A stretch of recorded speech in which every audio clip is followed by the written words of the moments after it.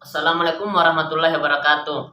Pertama-tama marilah kita memanjatkan puji syukur kepada Allah Subhanahu wa taala karena di mana pada kesempatan ini kita masih diberi umur yang panjang dan tak lupa pula kita kirimkan salawat dan salam atas junjungan Nabi Muhammad SAW karena dia telah mengantar umat manusia dari alam kegelapan menuju alam yang terang menerang yang disinari oleh ajaran agama Islam.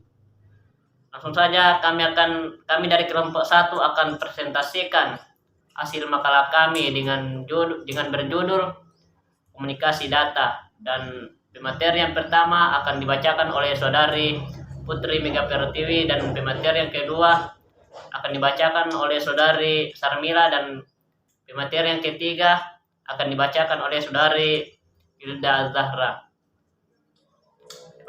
Kepada saya silakan. Baiklah, saya akan memaparkan materi tentang pengertian komunikasi data dan karakteristik komunikasi data. Pengertian komunikasi data.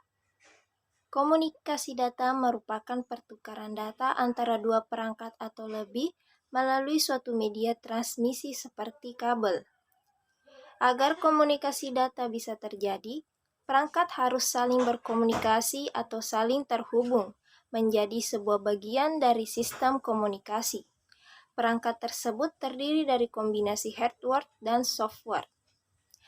Sistem komunikasi bisa berjalan dengan efektif tergantung dari 4 karakteristik yang mendasar, yakni pengiriman, akurasi, ketepatan waktu, dan jitter.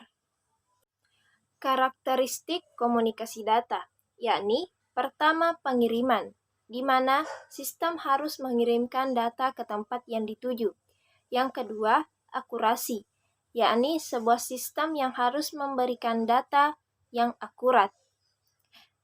Yang ketiga, ketepatan waktu, ialah sebuah sistem yang harus mengirimkan data pada waktu yang tepat. Yang keempat, jitter, di mana suatu keterlambatan yang tidak merata dalam suatu pengiriman paket video maupun audio. Saya akan melanjutkan materi yaitu komponen komunikasi data. Yang pertama pengiriman, yaitu piranti atau perangkat yang mengirim data. Yang kedua penerimaan piranti atau perangkat yang menerima data. Yang ketiga data, tentunya informasi yang akan dipindahkan atau yang dikirim. Yang keempat protokol, yaitu aturan-aturan yang berfungsi untuk menyesuaikan atau menyelaraskan hubungan. Yang kelima, media pengiriman, media ataupun saluran yang dapat digunakan untuk mengirim data tersebut. Nah, selanjutnya adalah jenis-jenis komunikasi data.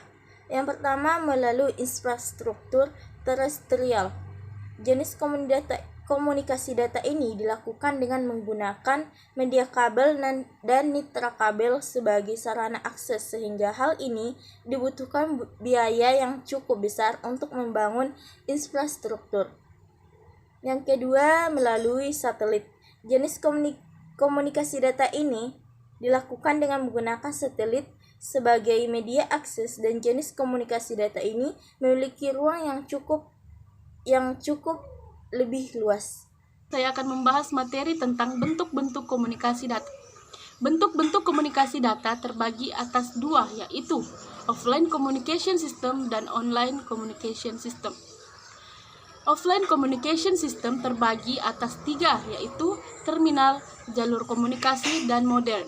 Sedangkan online communication system terbagi menjadi 4, yaitu real-time system, batch processing, team sharing system, distribute data processing system.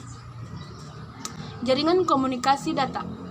Pengertian jaringan di sini dapat diartikan sebagai suatu sistem yang dikoordinir dan saling berhubungan yang terdiri atas beberapa terminal atau PC ataupun mini komputer dan mini frame yang bekerja sendiri-sendiri tetapi dapat saling bertukar data ataupun saling memanfaatkan segala sumber daya yang tersedia.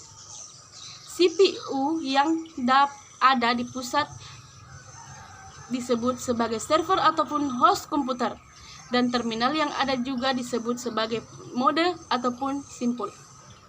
Jaringan komunikasi data terbagi atas 3, yaitu Local Area Network, Metropolitan Area Network, Wide Area Network.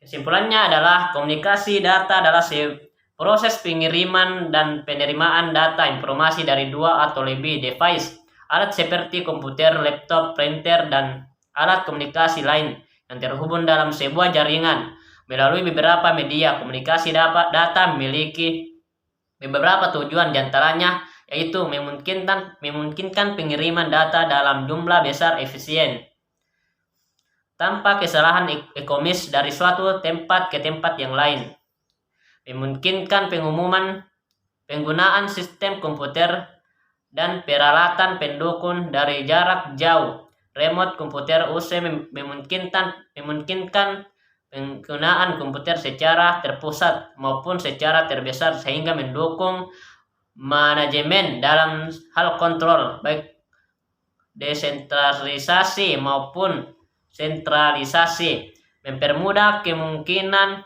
pengelolaan dan pengaturan data yang ada dalam berbagai macam sistem komputer, mengurangi waktu untuk pengelolaan data, mendapatkan dan langsung dari sumbernya, mempercepat penyebarluasan informasi.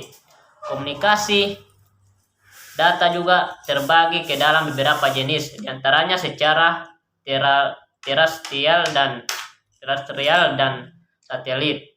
Baik, itulah hasil presentasi makalah kami dan saya akhiri. Assalamualaikum warahmatullahi wabarakatuh.